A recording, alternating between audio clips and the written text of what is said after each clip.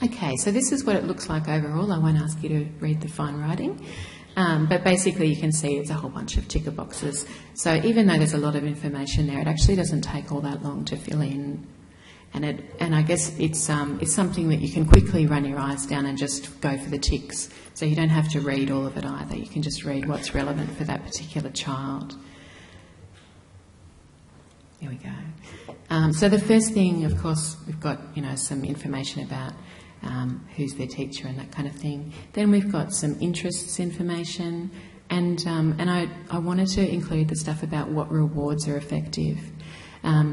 Often schools are now using this as part of the IEP planning process, and so it can be reviewed at the same time you're doing the IEP as well. So often, you might have a nice behaviour plan that's working really nicely, and then the kids' interests change, and so the rewards that were working before don't work anymore. So that's where you can update the plan. So then I've got some options in terms of the way that kids will communicate. I wanted to get into some detail about comprehension because that makes a huge difference in terms of interaction in the classroom and the frustration that teachers have when kids with autism don't just follow group instructions. So part of that is because they may not realise that they're part of the group. They may not realise that when the teacher's talking to the whole class, that means them too. And part of it is that they may have some auditory processing problems, so they may need individual instructions for that reason as well. And then I've got some information in there about conversation skills, and these are all the sorts of things that kids with autism can have trouble with. And often, it's not a matter of people tend not to tick all the boxes, but they'll often tick a few depending on where they're at and what they're working on. Okay, so then we look at the social side. So I wanted to provide information about what they're doing in the playground and to get some information when I'm asking schools to fill it in for me. So sometimes you have kids who might have a friend or they might be by themselves. Sometimes they're ending up in the library or the computer room. Often the librarians are a good source of information about who might need an Asperger's assessment. The other thing I wanted to mention too is the playground policeman, and that happens when you have someone who's very rule-based and rigid about their thinking, and so even if someone puts a toe out of bounds to go and get a ball and then immediately comes back, they might go and tell the teacher on them, and that doesn't really endear them when they're trying to make friends. So that's one of those things to be aware of, and the playground teacher can let them know that she'll take care of that or he'll take care of that. Okay, so teamwork is an increasing part of our modern classroom. Often we're expecting kids to be able to cope at a very young age with being in a group where everybody's talking at once, where they're expected to divide up jobs and to agree on the direction that the group might take when they're working on a project or trying to achieve something. And that's something that takes a lot of negotiation skills and listening and understanding how other people might think. So that's something that helps teachers, I think, to have that understanding of where kids might need some support. And if this is an area where kids need a lot of support, the teacher might need to hover near that group, especially in the beginning when they're deciding on the direction they're going in, because a kid with autism may interpret the question differently and want to go off on a tangent at a great pace. So we need to head them off at the pass and get them back on track quite quickly.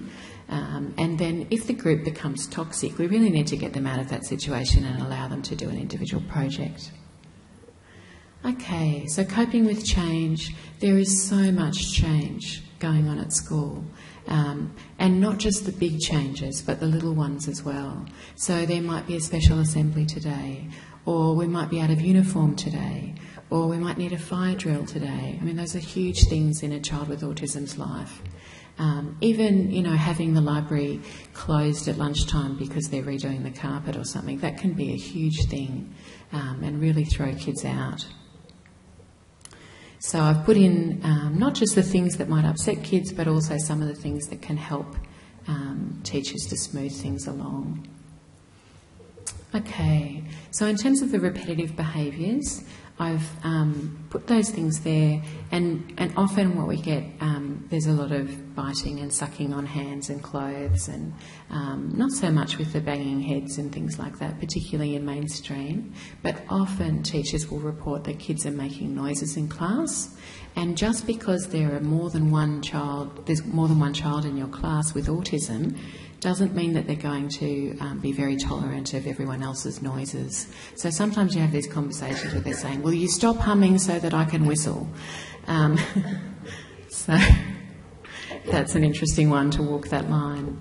And again, it's an opportunity to teach about theory of mind. So just because you find your humming really good doesn't mean everyone else wants to hear it. Okay, so this is where we're getting into the nitty-gritty of those challenging behaviours. So behaviours to be aware of, and I've purposely used that kind of language so that kids can talk about themselves and be comfortable. It's not judgmental. Sometimes when I'm very angry, or stressed or angry, I've been known to do certain things. If this happens, please stay calm and do this. And things that help me calm down are. So it's really the focus on, we just need to calm down again. Okay, there's a nice little list of sensory sensitivities and the sorts of things that can come into play in a classroom. So we might need to move kids away from windows where they're watching the dancing dust coming in the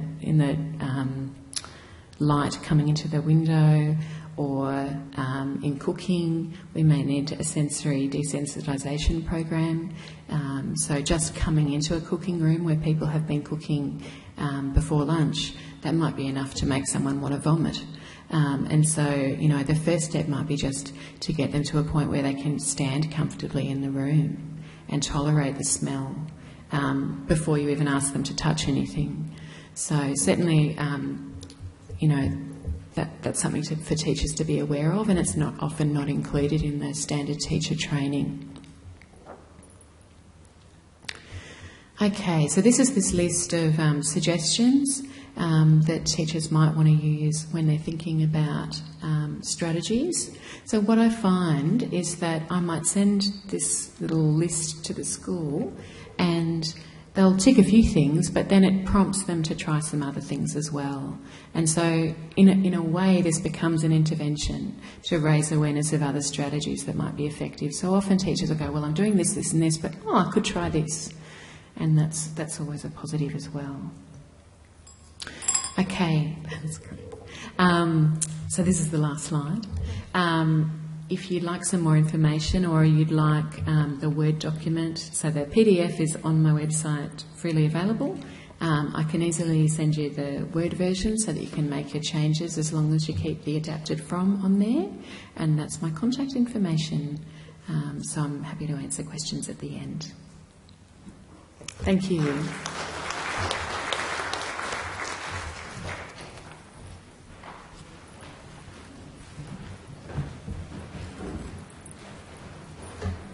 Thanks, Lydia.